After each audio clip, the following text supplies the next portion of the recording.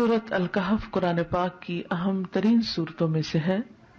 اسے ہر جمعہ پڑھنے کی تاکید ہے.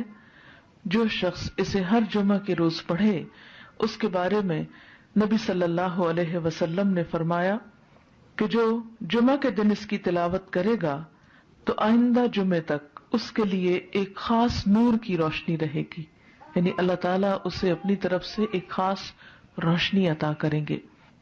اسی طرح اس کی ابتدائی 10 آیات اور آخری 10 آیات کی فضیلت احادیث میں بیان ہوئی ہے کہ جو ان کو یاد کرے گا اور پڑھے گا وہ فتنہ دجال سے محفوظ رہے گا.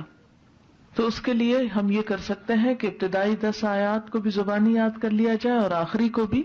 تو دن کی کسی نماز میں اگر ان کو پڑھ لیا جائے تو اس طرح انشاءاللہ وہ فضیلت جو اس کی حاصل ہو سکتی ہے وہ ہو جائے گی.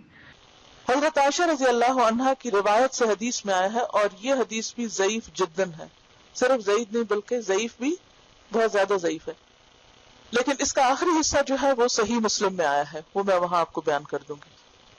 رسول اللہ صلی اللہ علیہ وسلم نے فرمایا، کیا میں تمہیں ایسی صورت نہ بتاؤں جس کی عظمت نے زمین و آسمان کو بھر دیا ہے، اور اس کے لکھنے والے کے لیے بھی اتنا ہی اجر ہے، اور جو اس کو جمعہ کے دن پڑھے تو اس جمعہ سے لے کر جمعہ تک یعنی اگلے جمعہ تک اور 3 دن کے زیادہ بھی گناہ بخش دیے جاتے ہیں.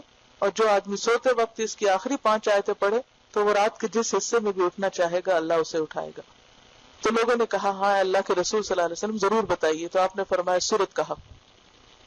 بہرحال ایک اور حدیث میں، اب یہ جو حدیث ہے یہ صحیح مسلم کی ہے کہ جو اسے جمعہ کے دن یا جمعہ کی رات میں پڑھے گا، یعنی جمعہ کی رات وہی جو جمعہ سے پہلے آ جاتی، وہ فتنے سے محفوظ رہے گا. اور ایک اور بات سے پتہ چلتا ہے کہ فتنہ دجال سے محفوظ رہے گا.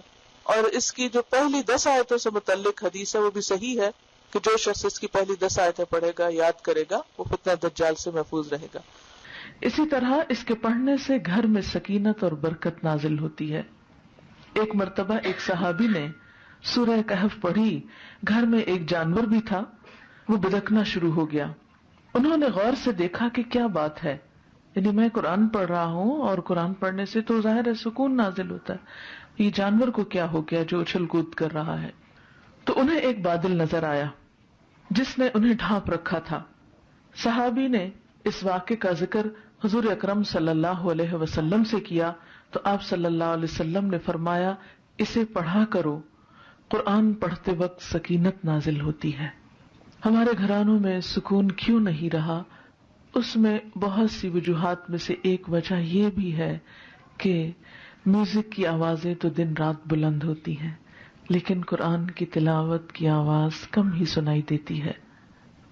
اس کے لیے میں یہ سجیسٹ کروں گی کہ ایک تو قرآن پاک کا کچھ نہ کچھ حصہ نماز فجر کے بعد بلند آواز سے تلاوت کیا کریں کہ آپ کے آس پاس کی چیزیں سنیں، آپ کے گھر کے افراد سنیں، در و دیوار سنیں، کیونکہ جہاں جہاں تک قرآن کی آواز جائے گی وہ سب چیزیں آپ کے حق میں گواہ بنے گی.